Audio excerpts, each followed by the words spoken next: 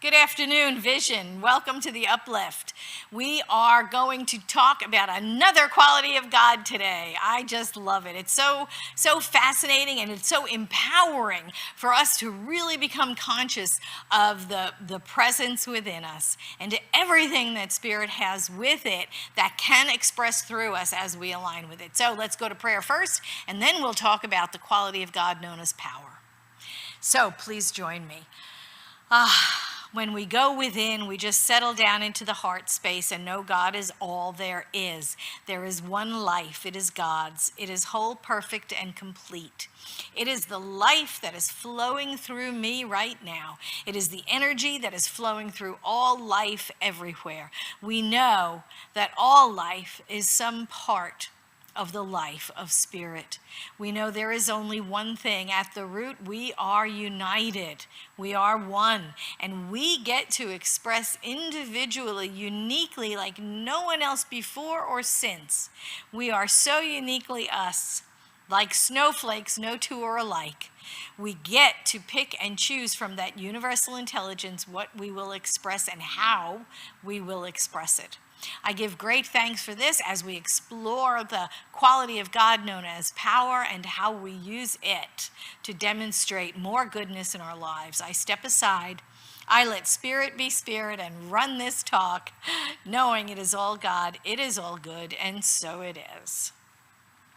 So welcome. I'm so glad you're back. It's a lovely Friday. I haven't seen you since Monday, and we are going through the qualities of God. You know, there is a 2-CD set that Vision has called the Qualities of God. You're free to contact me or info@Vision. We'll send you a copy.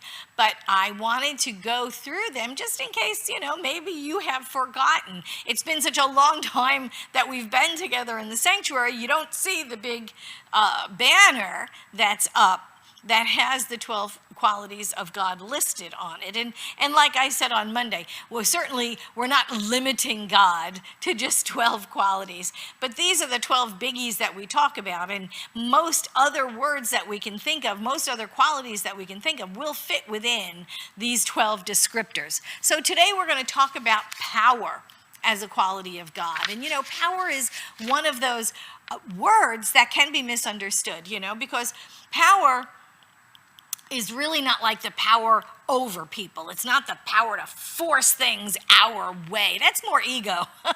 That's not really spiritual power. Spiritual power harms no one. Spiritual power is standing in our I amness and creating the best life that we can for ourselves. So let's look at it this way. Like the electrician knows that electricity is everywhere, right? We know this is true. There's electricity is everywhere. It's in the air. But the electrician doesn't just stand in a house and say, electricity, right? It just doesn't do that. The electrician has to do something in the physical world to demonstrate the truth of electricity. He has to work in the walls, he has to run wires, he has to have a generator or some supply, right, that will supply. He needs a power station, an electric company, something, right? And now the power is not in the wires either, is it? Or in the house. The power is not in the house either. And the electrician certainly didn't make the power himself. The power exists in the natural world, right? It is a quality of God.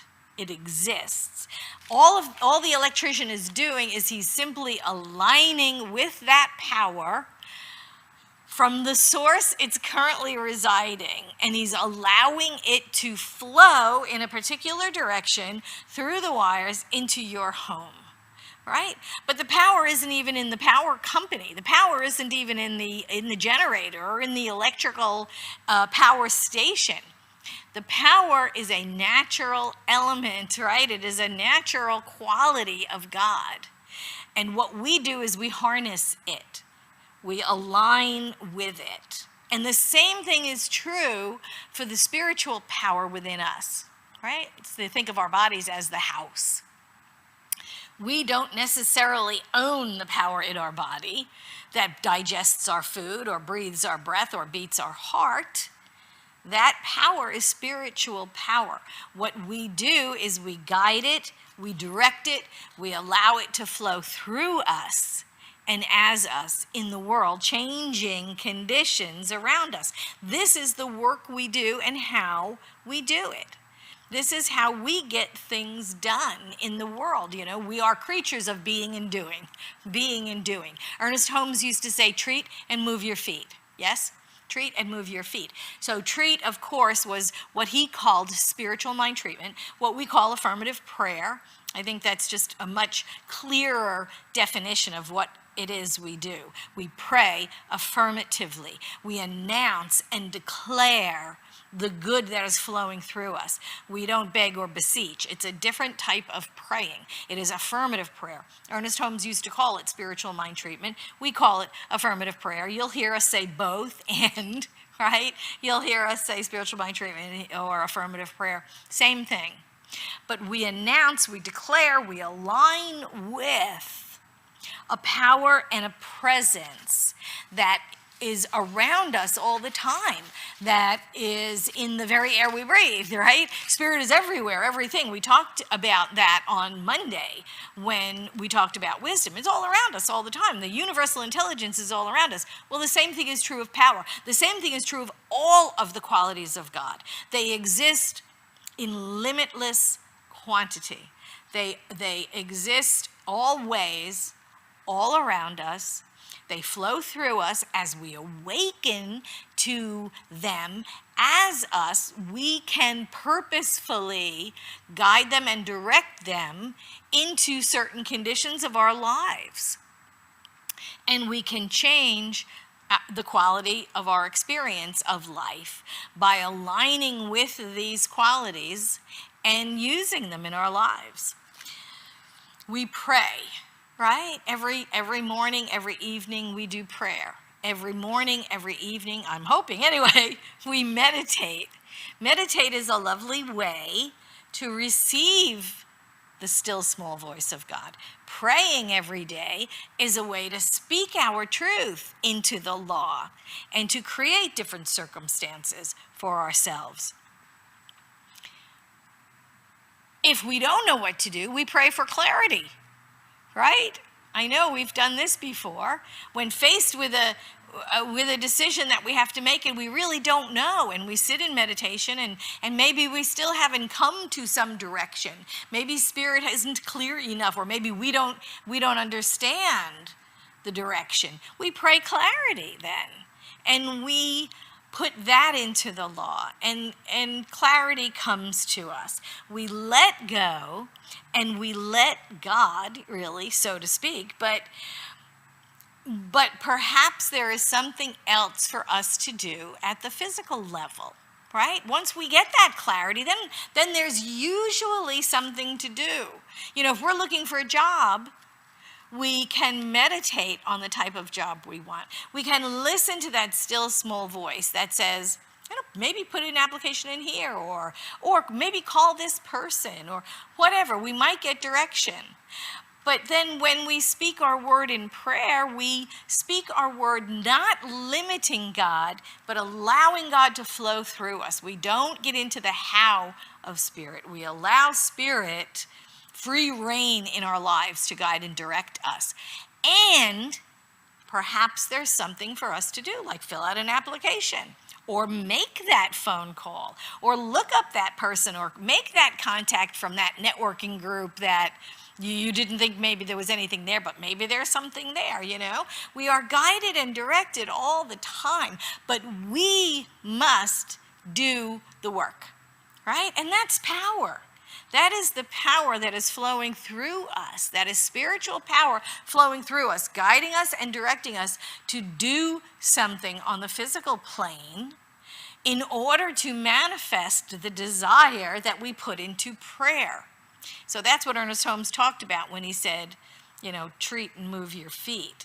All of that is the beingness, which is the meditation, the prayer, the communion, in spirit when we go within, and the doingness, something at the physical level that requires movement on our part, that requires participation on our part to do something in the physical world. That's the doingness. You know, it's not all just affirmation work and then we just sit on our bums and say, well, you know, the job will just come walking through the front door. No, it's usually something for us to do. We speak our word with power and authority. We direct the law to act, and there may be something for us to do. When we place ourselves in the stream of God's abundance, we allow ourselves to be in alignment with the flow of good to come to us, unobstructed, freely, into our experience of life. But we have to place ourselves there. This is also demonstrating the quality of God known as power. We have to make that decision. We have to place ourselves there. This is how spiritual power works in our lives. It's not power over things. It is not power to manipulate people or to manipulate events. It is the power that we use to motivate ourselves, to direct our movement, to direct our decisions, so that we can experience a greater expression in life and really move closer to the idea that Spirit has of us. That fully self-actualized being that Spirit knows us to be. And that does require spiritual power. When we are conscious of the truth of our spiritual power, we have all the energy we need to accomplish anything. You know, Emma Curtis Hopkins had a saying. She would say, you know, Spirit through me. I direct Spirit through me to will and to do that which ought to be done by me. So Spirit is providing the power. Spirit is providing the energy. Spirit is providing the motivation. What we are doing is we are choosing to do the work that rewards us, that we are delighted to do, that we are born to do, we're guided and directed to do. We get to do that.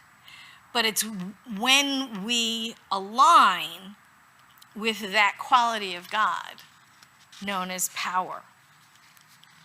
And when we are totally confused and don't know what to do, and when we feel like we're all alone in the world, and we feel like maybe people are against us or thwarting us, you know, a lot of times that's just our ego selves thinking we are in competition with others. There is no competition in God. There is no competition in God. There's only one. There's only God. So if we're confused, or if we're in we're thinking we're in competition, or we're thinking in limited ways, oh, I want to go for that job, but you know, there's too many people going for that job. I'll never get that job.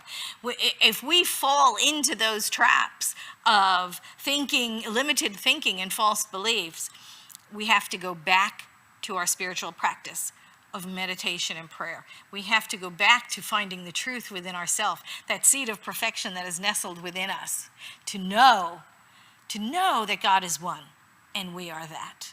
To know that there is no competition and what is mine comes to me easily and effortlessly because I am aligned with that power. I'm aligned with the quality of God known as power.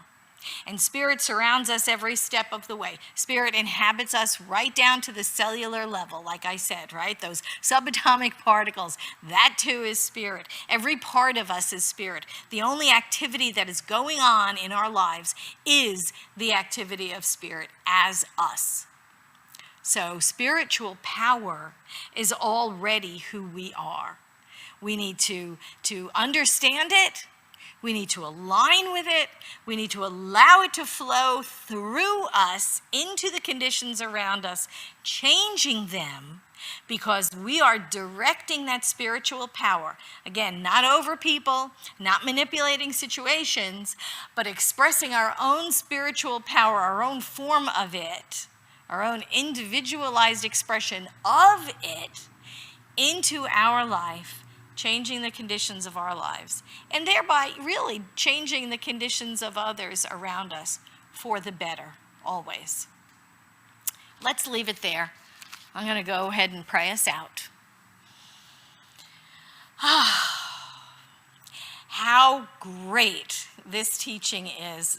How great the philosophy of the science of mind and spirit to place us on this path to know more of ourselves as spirit in form.